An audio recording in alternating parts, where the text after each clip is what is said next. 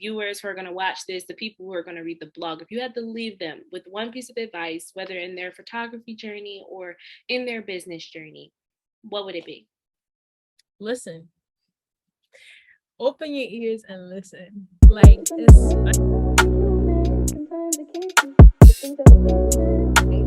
So, my name is Akeya, and I am a digital marketer and the CEO and founder of the Hustle Lab. And today we have Sherley, and I'm going to let Sherley introduce herself. She's amazing to me, but I want to hear it from her. Hello, my name is Sherley Arias Pimentel. I'm currently a student at the University of Richmond studying anthropology and global studies. But I also have my own photography business, you would say. I go by Curly Head Photographer. And yeah. Yeah, like Sherley and I met at the University of Richmond. We were in a lot of spaces together, some classes together. We did a lot of work towards social justice, and she's done some amazing work. I always have loved her photography, and she took, I think, all of my friends' graduation pictures, and they were so dope. You ended up on Watch the Yard, was it? Yeah. Yeah, like that was real dope. So she's the bomb.com, always has been. So just talk to me a little bit about some projects that you've done or maybe that you're looking forward to doing. Yeah, so last year I produced my first official body of work. I mean, I've done like mini ones before, but nothing to this like big. You see that just this big. Just like you see, right? Yeah. So I was studying abroad in Ghana the fall of 2021. And part of my study abroad program was that I had the opportunity to pursue an independent study project of my choosing. And I could go anywhere in the country. So I decided to study Ubuntu, which is an African philosophy, which really focuses on this idea that, to sum it up in a sentence, is I am because we are, and you are, and we are because you are. Not you are like the university of Michigan, but it really talks about this idea of how we are all meant to be united and cohesive, how we can't live without each other. It really touches upon this idea of like the idea of being a human being on a planet. My favorite way to sum it up is through a proverb that says, your pain is my pain, my wealth is your wealth, and my salvation is your salvation. So it's really this idea of collective unity. And it is something that fascinated me a lot while I was in Ghana, just seeing how everybody moved together. Everything was together. And especially in spaces like the markets, where you would think that like, oh, they're fighting to like sell their products because they are trying to get food on the table for their kids and their family. But you go into these market spaces and it's like they're helping each other. There's a story that says there are three women selling tomatoes on the side of the road.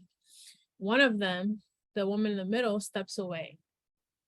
A young man comes up to the stands and he starts looking at the tomatoes of the woman who stepped away.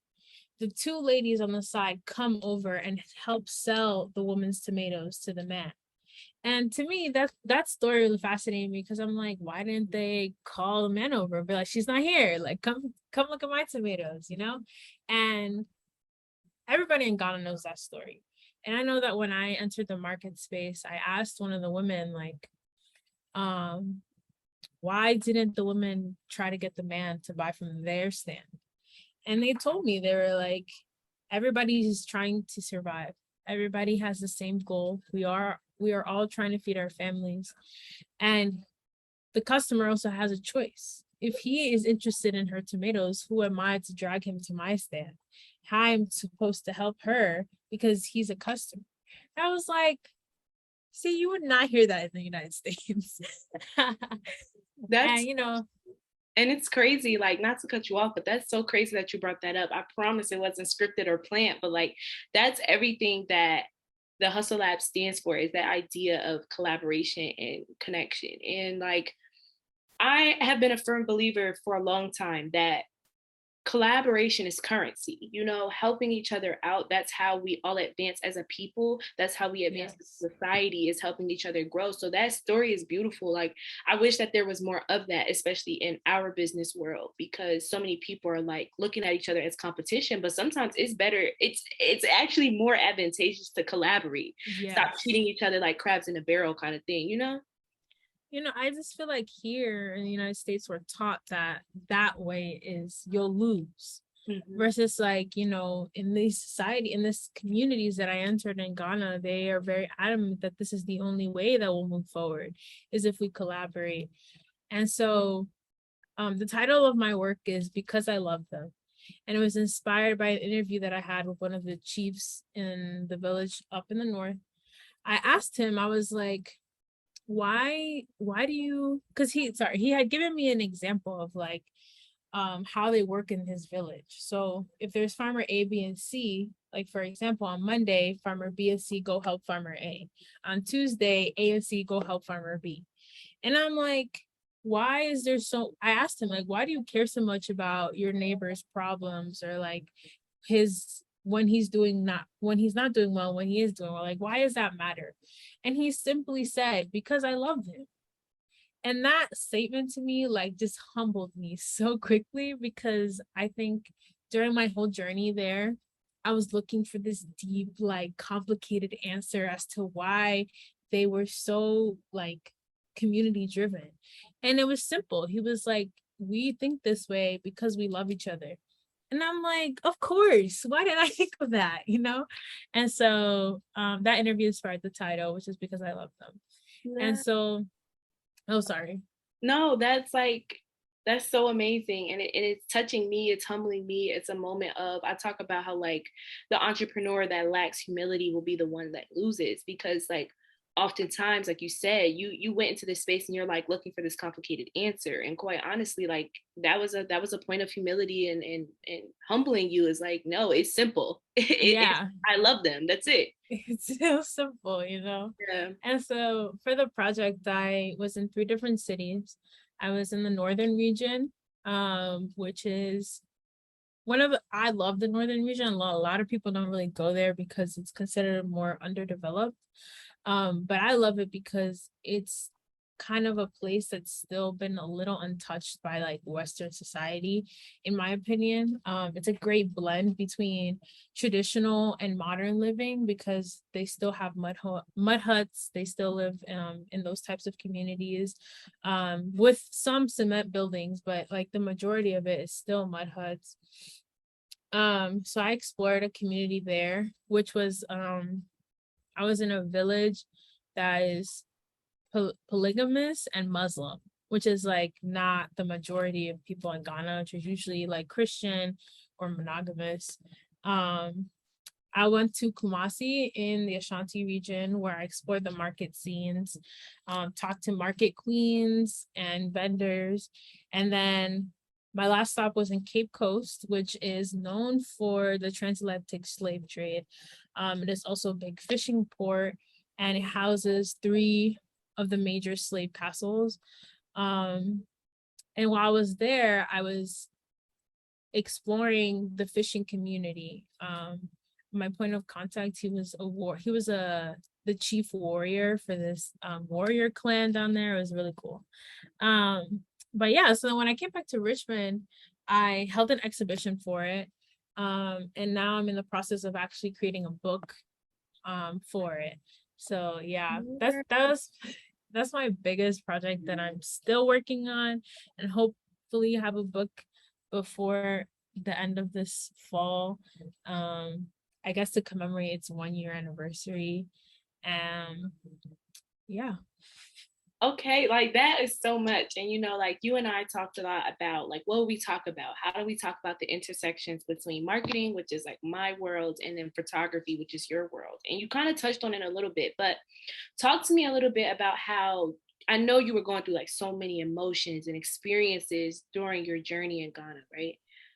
How did you use photography to capture that emotion? Like what are some things that you're like, oh, catch a specific lighting? Is it catching people in the action? Is it like, how do you catch that authenticity in a picture to bring it back home and to bring us through your experience with that picture? You know, I hate staged photographs. That's my biggest thing. Like, honestly, I'm not really big at studio photography, anything like that. Like, I like to be in the space. And to me, to capture those authentic moments, you have to be part of the space. So a lot of the time I spent in these communities without my camera because I needed them to know me and trust me and see me in their space and be comfortable with me in their space. Because when I did bring my camera, it wasn't as a big distraction and they didn't feel embarrassed or they didn't feel uncomfortable. Of course, you know, I everybody I photographed was informed of my project and I only photographed them if they gave me their consent. But I think that establishing that connection in those spaces that you're trying to photograph is key, because it's hard to really get the feeling that you want to get and capture those moments that you want to capture if those people around you are uncomfortable. They're not going to give you, they're not that 100% that you would get if you establish that connection at first. So Yeah. I think that's definitely the most important thing, is making sure that they're comfortable with you in that space, because you are a foreigner most of the time in those spaces. Yeah. And that's real. And so like to kind of bring it back to like the business world, the marketing world, that's what I mean when I tell people like walk in your customer's shoes, like ask them what's going on in their life. You're trying to produce content to attract people to your business, but Mm-hmm. it's like you're not actually taking the time to put the camera down, put the promotion side of your marketing Mm-hmm. down and sit and talk to real people. Like get Yeah. real experiences. People don't buy from businesses, people buy stories, and people support people. And I Yeah. think that our business world, the marketing industry is kind of losing that touch with all of this, like, you know, photoshopping and editing. And like, we're losing the realness of Mm-hmm. like what we're doing. The point in being in business is solving some of society's realest problems, you know, Yeah. solving problems that people actually go through. And so even though I wouldn't position your project as a business, but you're kind of speaking to a pain point, which is, especially for me, this is eye-opening to have seen your work, right? And to see you kind of speak on your personal social medias about the work and about the exhibition. And then for you to now share with me how your journey went. It's like you just educated me. It's almost like I could travel to Ghana without having travel. And it makes me more excited for the days when I Mm-hmm. can get there. And so like you actually touched a human emotion. You solved the human problem, which is the need to understand others, which is the need for Mm-hmm. connection. And so like I think that's so real. Like in all honesty, I guess maybe a question I would have for you, like, you know, you and I talked a little bit about like how this would go, but like this conversation is going like way different than I imagined. I love it. It's like, you know, it's kind of talking to you. How do you keep that authenticity? Like for the people that's out here making that Instagram content, you know, we're not all photographers, but like, how do you Yeah. keep that authenticity in your work, you know, when you're publishing things on Instagram or Twitter or whatever else? It starts with you, really. Like, the things that you're publishing and you're pushing out, if there's no connection to you, then it's all just like shallow. Like, I don't know how to explain it. Yeah, Like, yeah, that's real. you know? So it's like, I feel like it really starts with the person. Like, who is the person that's pushing this content out? Because I'm a true believer that everything that we produce has a little part of us in it. And you know, if there isn't that part of you in what you're producing, then that requires you to look at yourself and be like, what's going on? Like, do I still want to do this? Because I feel like a lot of people these days, we get comfortable in the spaces that we build, and then we stay there even when we outgrow them, or even when we get tired of them or don't have as much love for them anymore. We just kind of stay there because we're afraid to find something else, or I mean, society doesn't really teach us that to be adventurous in our interests and our passions, and the fact that we can have more than one passion. And you know, I think time is also something that people become afraid of. Like, I mean, I know I'm literally about to turn 22 and I'm thinking that I'm 50 because I'm like, I feel like time is going so fast. Mhm. But it's like, really, it doesn't matter how old you are or what stage in life you are. You can pick up and start over as many times as you want, as long as you're staying true to yourself, like what you love, what you believe in, and that the things you're producing are reflecting that, because you don't want that what you're producing to reflect someone else or something you don't really believe in, because people will catch on. They will see that it's not something you love or something that like is connected to you at all. And like, I'm so glad you said that. Like, I hope the people in the back hear you, because like that is like kind of a big problem I have with the industry, the business world, period. Is like we live in this social media age where everyone's trying to replicate what they saw go viral. Yeah. And it's like, you didn't put you didn't put you into that. You're just trying to Mm-mm. recreate what you've seen other people do. And that worked for them. That was their journey, their way of doing things, right? But for Yeah. your business and for you, you got to do it your way. You have to put yourself into it. And I think, like, for me, I see so many gurus and coaches, consultants, so many people, right? And they're like, I grew to this amount of followers in 6 months, follow my exact strategy. And it's like, that is like one of my biggest pet Yeah. peeves, because it's like, you're basically teaching people how to be mini versions of you. You're not Yeah. teaching them how to activate their best self. And like, Mm-hmm. I'm a person where my following is smaller, but I'm big on helping people activate their best self. I don't want you to do my exact strategy, but I will give you the knowledge that I've learned from my strategy to help propel you in your journey. So maybe you Mm-hmm. can get to places I didn't faster, or maybe you can help someone in ways that I can't help that person. So that's a big reason why I try to support different nonprofit organizations and things like that in the ways that I can, because I'm one person, right? But if I can Of help you course. help others, then we all good. Mm-hmm. Like, it goes back to that concept of like how farmer A and B will go help farmer C, and then C will help A and B. And like, we create this ecosystem where people are supported by their community for who they are, Yes. not who they can present they are.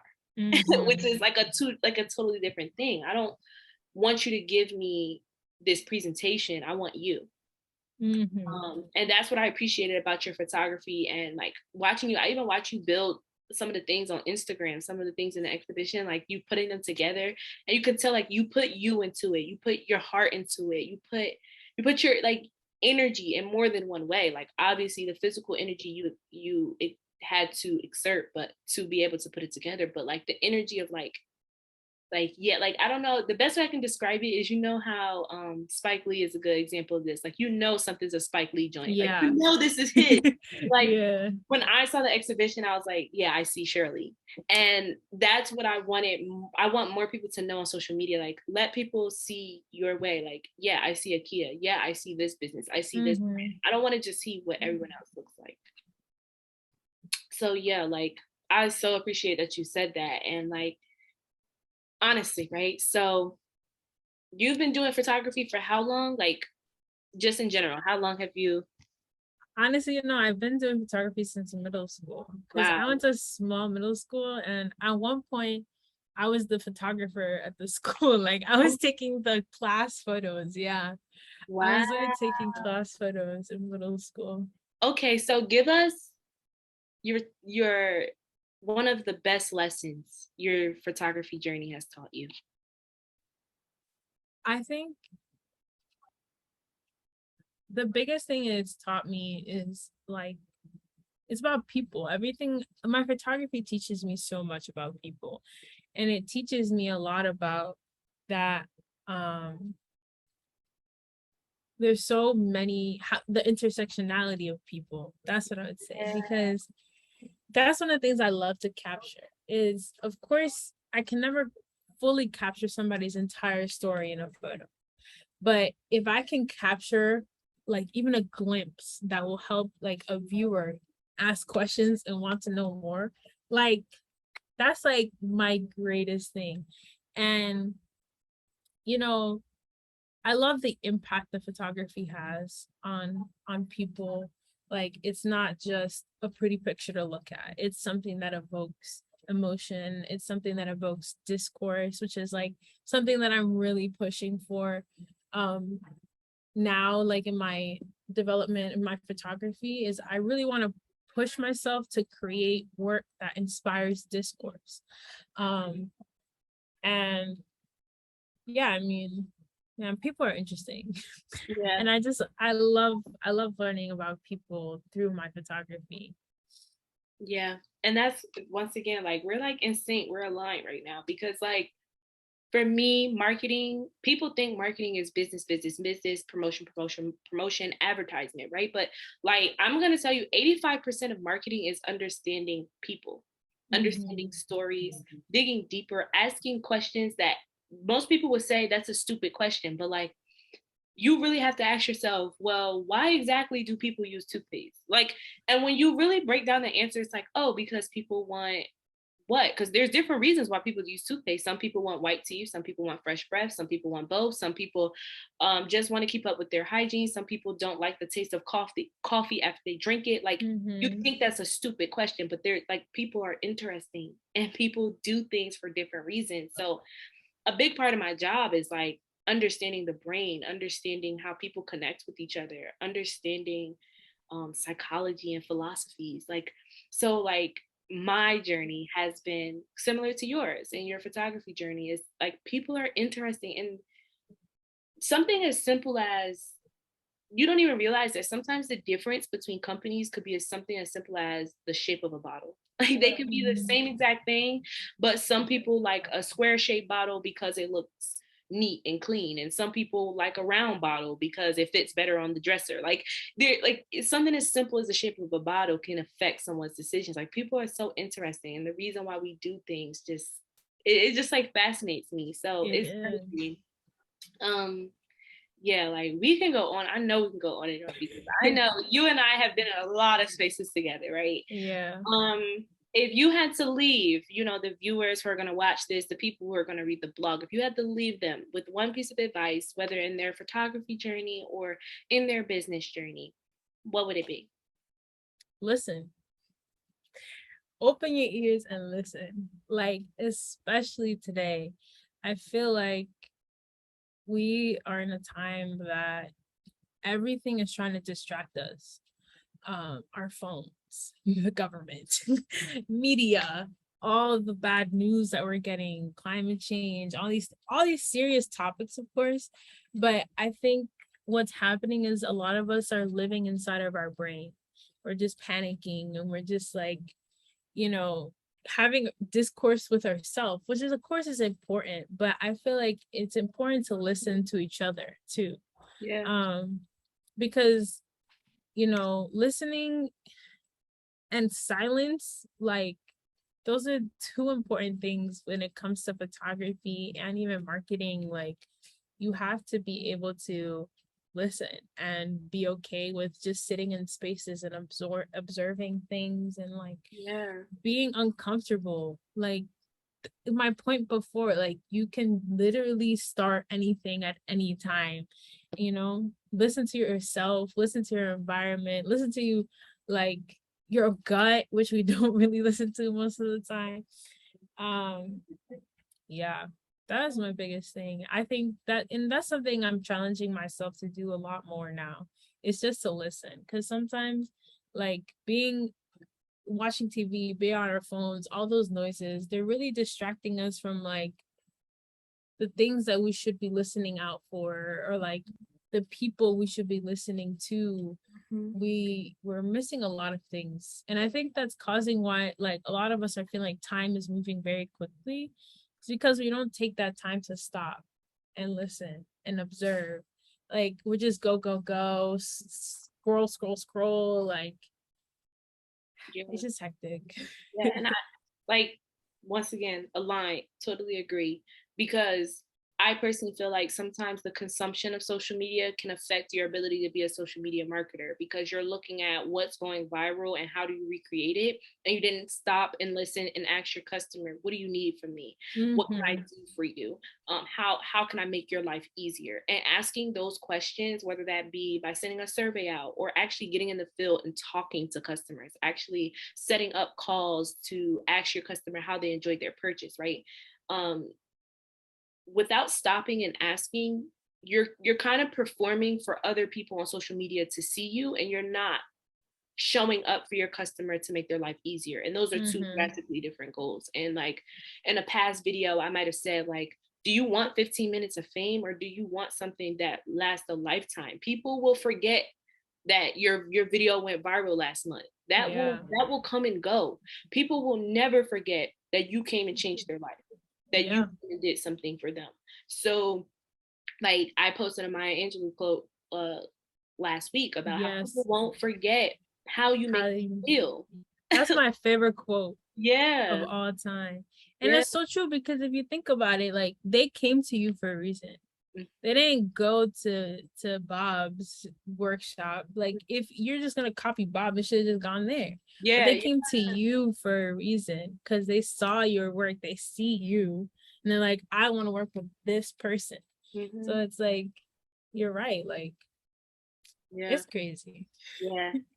Okay, girl. Like I said, we can go on and on. So one last question before we sign off. People want to see your work. Where do they find you? So you can find me at curlyheadphotographer.com. My Instagram handle is the same, curlyheadphotographer. Um, yeah, look out. I'm hoping to start advertising my book soon. And I actually just got this fellowship called Imagine America, which is a Yeah. photography fellowship. Hmm. And hopefully this year, I'll be working on another project here in Richmond that is going to be funded by them. So I'm very excited. So Yeah. definitely look out for that as well. So big things. So where are you based out of? Like are you in between places right now? Yeah, Or so I'm currently in Richmond studying, but I'm still doing work in New Jersey. I'm available like traveling up there. I know I have a few gigs up there this fall. So Mhm. but I'm between those two places right now. Okay, so curly head photographer between Richmond and New Jersey, right? So she Yes. can do your photography needs or handle your photography needs in those two places. And then you have a book coming out, which is coming soon. Are you going to make it available for purchase online or? Yes, it will Okay, be. so everybody can tap in. Exactly, exactly. Yes, I'm so happy for you. And thank you so much for hopping on this platform and, dropping the gems that you did and just, really being able to have like a real conversation. Um, No, thank you so much for bringing me into your space. I had a great time.